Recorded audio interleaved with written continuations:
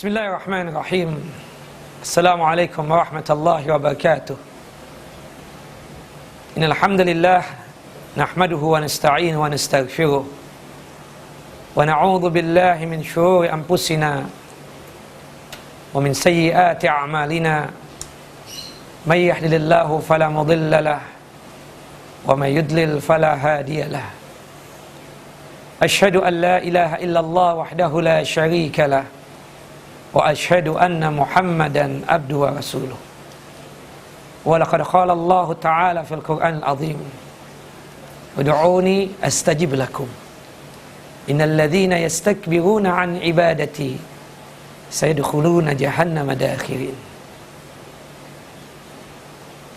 Amma ba'd, ikhwani wa akhwati fid din, azani wa azakum Allah.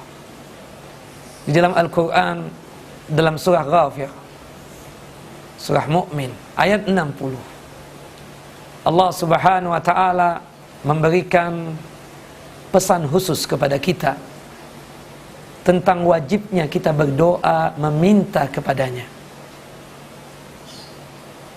Ud'ullah, berdoalah kalian kepada Allah Subhanahu wa ta'ala, niscaya Allah Subhanahu wa ta'ala akan mengijabah dan mengabulkan doa kita.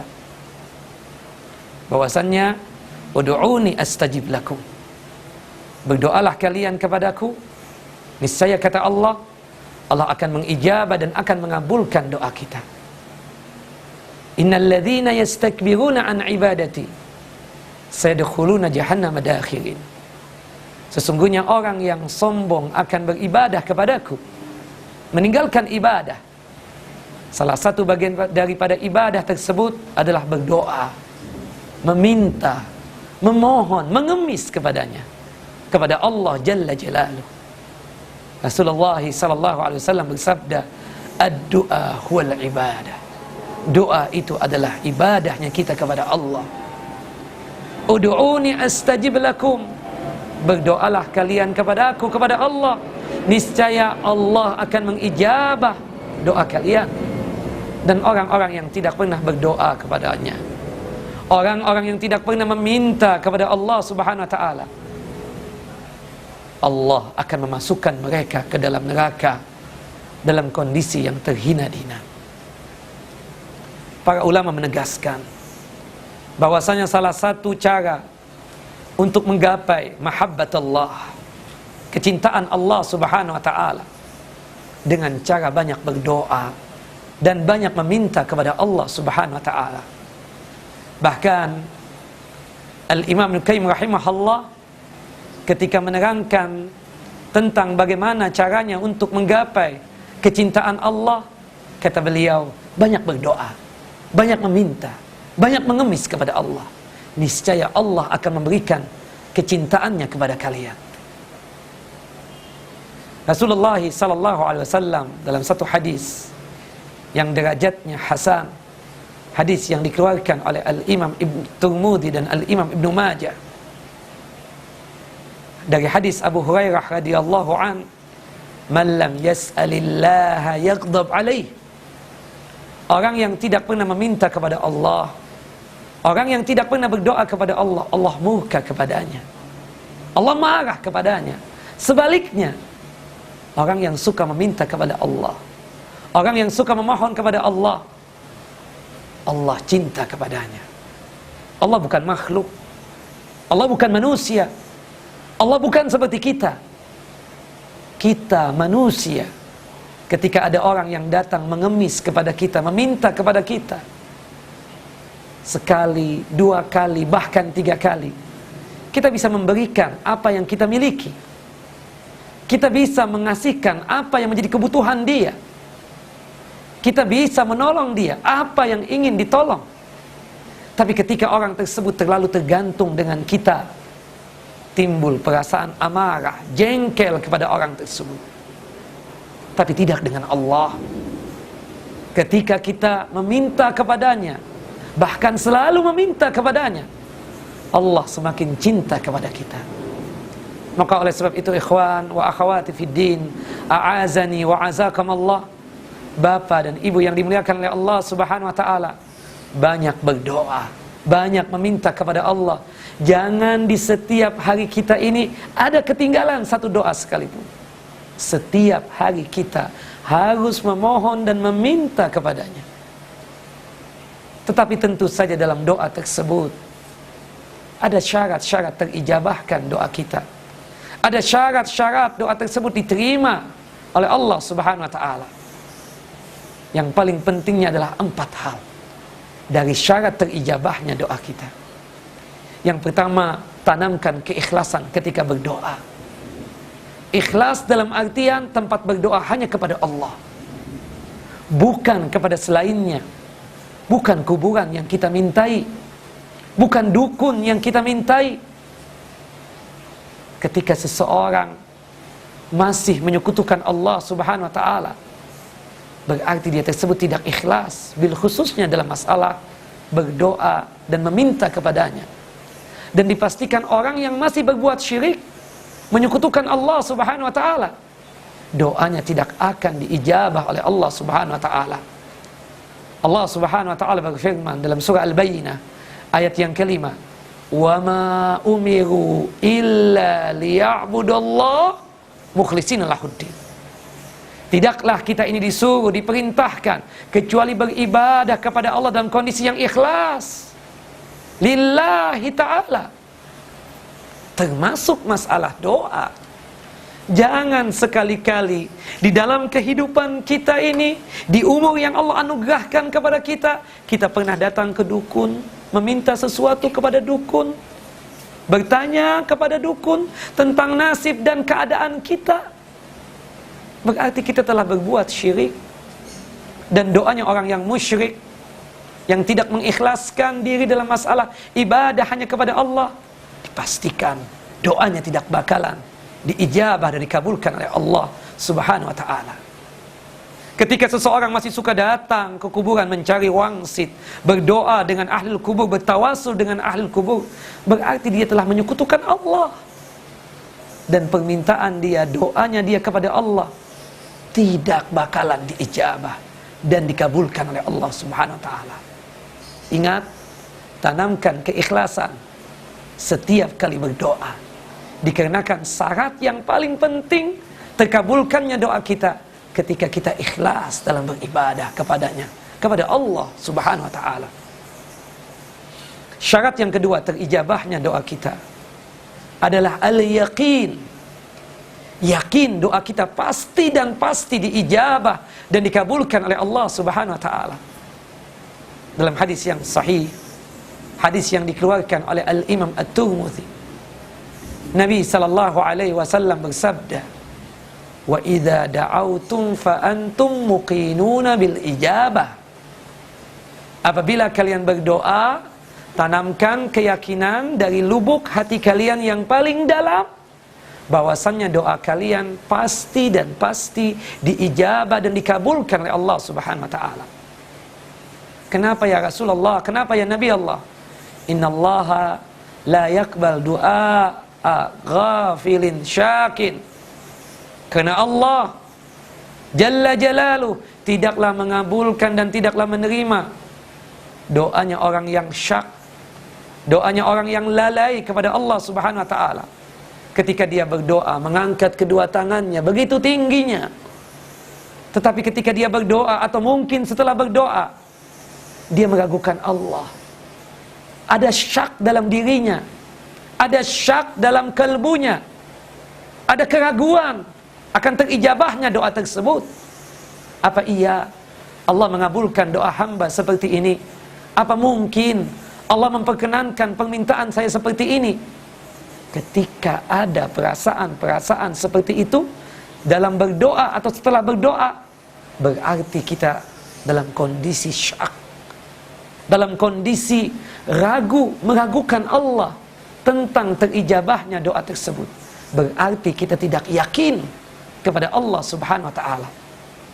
Dalam hadis qudsi, Allah Subhanahu wa ta'ala berfirman, "Ana inda dhanni abdi."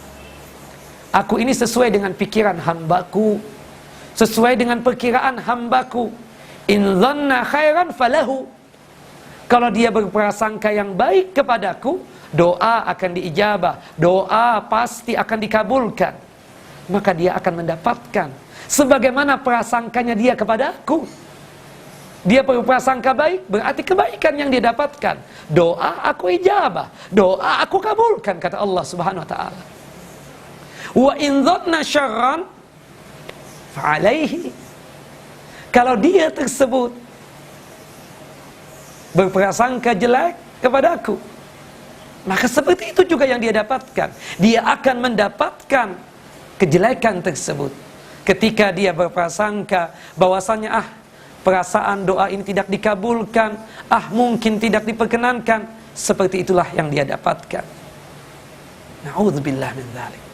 Maka oleh sebab itu tanamkanlah keyakinan dari lubuk hati yang paling dalam bahwasanya doa kita pasti dan pasti diijabah dan dikabulkan oleh Allah Subhanahu wa taala. Yang ketiga, syarat terkabulkannya doa kita adalah alla yakuna doa udwanan. Mintalah kepada Allah permintaan yang memungkinkan Allah untuk mengabulkan doa kita. Mintalah kepada Allah permintaan yang memungkinkan Allah untuk mengijabahnya. Jangan meminta kepada Allah permintaan yang Allah mustahil Allah akan mengijabahnya, yang tidak mungkin, impossible Allah mengijabahnya. Seperti seseorang berdoa, Allahumma ja'alni nabiyan, ya Allah jadikan aku seorang nabimu ya Allah, seorang rasulmu. Kita katakan ini doaul majnun, doanya orang gila yang seperti ini. Meminta kepada Allah, memohon kepada Allah, berdoa kepada Allah, berkeinginan untuk menjadi nabi. Karena keyakinan kita sebagai seorang muslim, umat Muhammad, umat Nabi Muhammad SAW, tidak ada nabi setelah Nabi Muhammad SAW. Kok bisa-bisanya berdoa, meminta kepada Allah, punya keinginan untuk menjadi nabi dan rasul, tidak bakalan diijabah, tidak bakalan dikabulkan oleh Allah SWT doa yang seperti ini. Atau berdoa kepada Allah Subhanahu wa taala sesuatu yang mustahil juga Allah ijabah dan kabulkan. Ya Rabb, Ya Rahman, Ya Rahim, Ya Allah, Ya Tuhanku yang Maha Penyayang, Maha Pengasih, kabulkan doa hamba, perkenankan doa hamba, anugerahkanlah kepada hamba ini seorang anak. Tapi sebab-sebab untuk memperoleh anak tersebut tidak pernah dia lakukan. Menolak pernikahan, gak mau kawin. Bagaimana mungkin Allah akan mengijabah dan akan mengabulkan doa seorang hamba? Berkeinginan punya anak, berkeinginan untuk dianugerahkan seorang anak, tapi tidak mau untuk menikah. Mustahil, tidak mungkin, impossible Allah akan mengabulkan doa yang seperti itu. Yang terakhir, pemungkasnya, di dalam syarat terijabahnya doa kita, ijtinabul haram, hindari yang haram, hindari dosa dan maksiat. Jaga lisan, jangan sampai dari lisan ini keluar berbagai macam dosa. Jangan berdusta, jangan memfitnah, jangan adu domba, jangan melakukan perbuatan-perbuatan dosa yang bersumberkan dari lisan.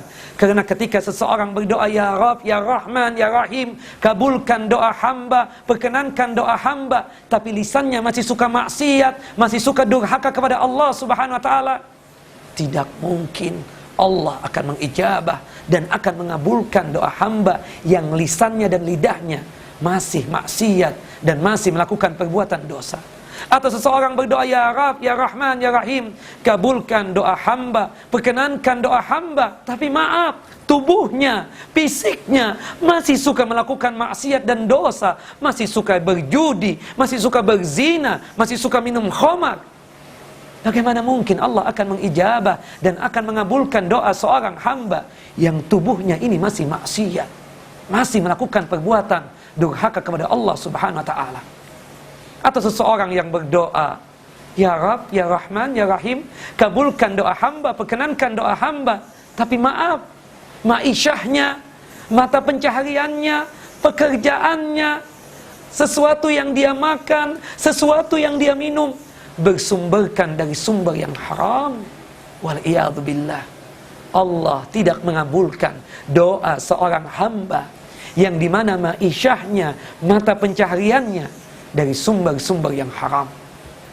Di zaman Nabi SAW ada seseorang yang mengangkat tangan begitu tingginya, berdoa kepada Allah, memohon kepada Allah, meminta kepada Allah, Ya Rabb, Ya Rabb, Ya Tuhanku, kabulkan doa hamba, perkenankan doa hamba. Nabi dan para sahabatnya kebetulan ada di tempat tersebut. Rasulullah pun berkomentar tentang hamba yang berdoa tersebut. Fa'anna yustajab. Bagaimana mungkin doanya akan diijabah dan akan dikabulkan oleh Allah Subhanahu wa taala? Para sahabat keheran-heranan dan bertanya kepada Nabi SAW. Qalu, ya Rasulullah, wa mal asbab? Wahai Rasulullah, apa sebabnya kok doa dia tidak dikabulkan oleh Allah Subhanahu wa taala? Faqala sallallahu alaihi wasallam, Rasulullah pun menjawab, ma'kaluhu haram. Makanan yang dia makan haram atau bersumberkan dari sumber yang haram. Wa mashrabahu haram. Minuman yang dia minum haram atau bersumberkan dari pekerjaan yang haram, dari mata pencaharian yang haram. Wa malbasahu haram. Pakaian yang dia pakai haram atau bersumberkan dari sumber yang haram. Wa ghuziya bil haram fa ana yustajab. Dan hidupnya, makannya, minumnya dari sumber-sumber yang haram. Bagaimana mungkin Allah Subhanahu wa taala akan mengijabah dan akan mengabulkan doa seorang hamba yang hidupnya dari ma'isyah dan pekerjaan yang haram. Nah, ini 4 syarat terijabahnya doa kita. Yang pertama, tanamkan keikhlasan ketika berdoa. Yang kedua adalah yakin dalam berdoa. Artinya doa pasti dan pasti diijabah dan dikabulkan oleh Allah Subhanahu wa taala. Yang ketiga, bahwasannya mintalah kepada Allah permintaan-permintaan yang wajar. Jangan meminta sesuatu yang mustahil. Allah akan mengijabah doa kita. Yang keempat, pastikan kita tidak pernah melakukan perbuatan yang haram atau maksiat, baik dari lisan ataupun fisik kita, wabil khususnya mata pencaharian kita.